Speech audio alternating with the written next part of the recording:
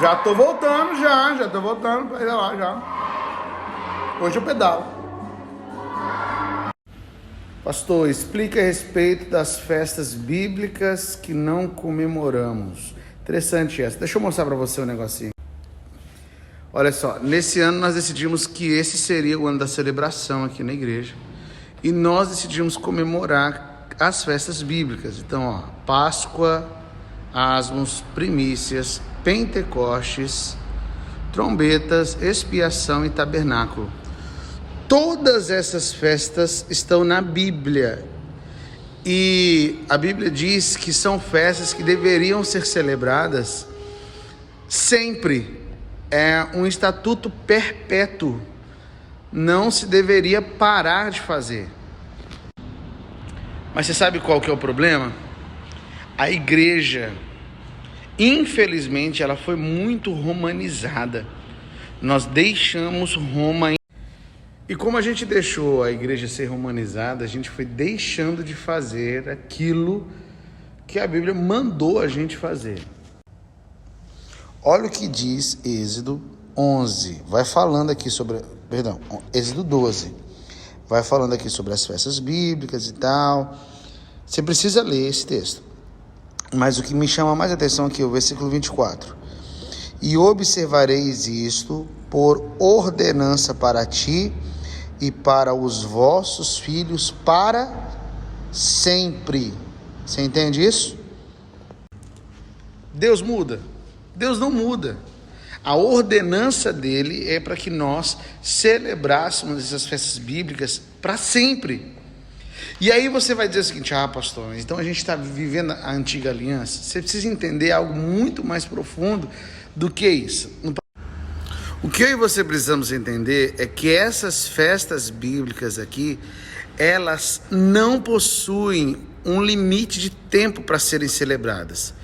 Elas deveriam ser celebradas para sempre. Por quê? Porque elas estavam falando de Jesus. Preste atenção. A antiga aliança vai falando sobre isso. Na nova aliança está falando Jesus, que é o pão sem fermento. Ele é a primícia. O Espírito Santo veio. A trombeta é o arrebatamento. A expiação, você tem que entender a expiação, que é o sacrifício, né? A entrega. O tabernáculo é a nossa nova morada no céu. Isso daqui é muito profético. E sempre falou sobre o antigo e sobre o novo. As festas bíblicas sempre apontaram para Jesus.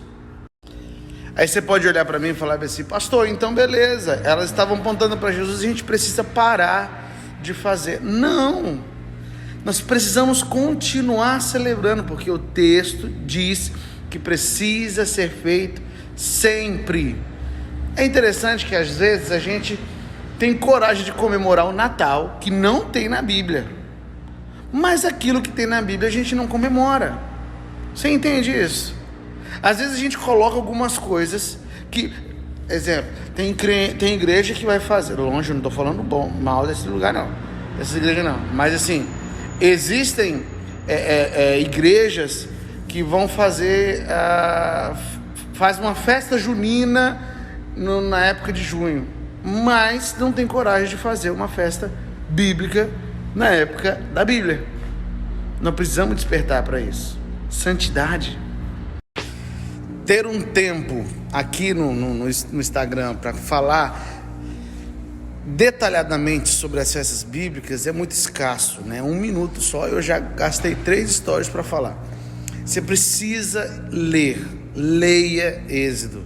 Você precisa ler o livro de Êxodo. E você vai ler lá em Mateus, Marcos, Lucas e João, por exemplo, você vai ver que o próprio Jesus também celebrava essas festas. Quando Jesus foi, para ser entregue, ele estava celebrando a Páscoa com seus discípulos. Jesus celebrava festas bíblicas. E ele nos ensina a fazer isso também. Nós precisamos abrir o nosso coração. Mas o principal é estudar a palavra. Estude a palavra. Abra o coração e viva algo extraordinário. Eu acho que, se você tiver interesse, eu vou fazer uma live falando um pouquinho sobre isso. Quais foram os animais que subiram na arca, os puros e os impuros? Olha lá, eu fiz um stories falando um pouquinho sobre isso, hein? Interessante você ler lá, mas para ajudar. Não foi um casal de cada animal, beleza? Mas assim, o que Deus fala? Deus falou para colocar 7 casais de animais puros e um casal de animal impuro. Vou abrir aqui uma caixinha aqui. Escreve para mim aí o que é animal puro e o que é animal impuro. Você consegue falar para mim aí? Só vamos tentar dar uma analisada aí e depois eu vou trazer para você aí uma clareza um pouquinho melhor. Mas o que você entende sobre animal puro e animal impuro? Coloca aqui para mim. Como lidar com a perseguição do pecado insistindo em nossas vidas? Se vence o pecado somente com santidade. Não tem como a gente vencer o pecado sem buscar a face do Senhor. O jejum, por exemplo, é uma ferramenta extraordinária que você mortifica a carne e fortalece o espírito. O grande problema nosso é que a gente acha que a gente dá conta de vencer algumas coisas na nossa própria força, na nossa própria mão. Não dá certo.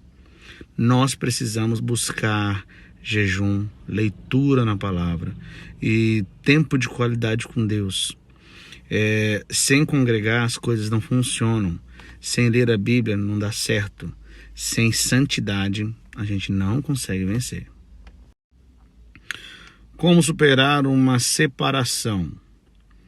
Então, os problemas de relacionamento hoje, eu entendo, nesse período que eu tenho pastoreado a igreja, eles sempre ocorreram por falta de diálogo. Grande problema dentro de um relacionamento é falta de diálogo.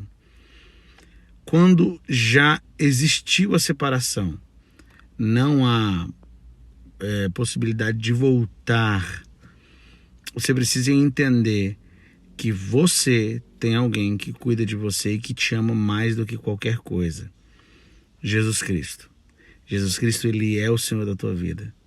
E você precisa entender que não é porque o relacionamento acabou que tudo acabou, que o mundo chegou no fim. Não. Deus tem sempre o melhor para você. Às vezes, foi um livramento de Deus. Tem que pedalar, hein, pastor? Bora girar, bora.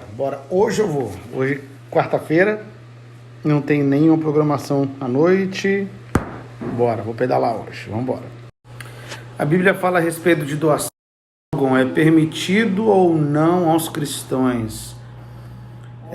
Eu entendo que se eu posso gerar vida, dar vida, ser bênção na vida de outra pessoa, eu tenho que fazer.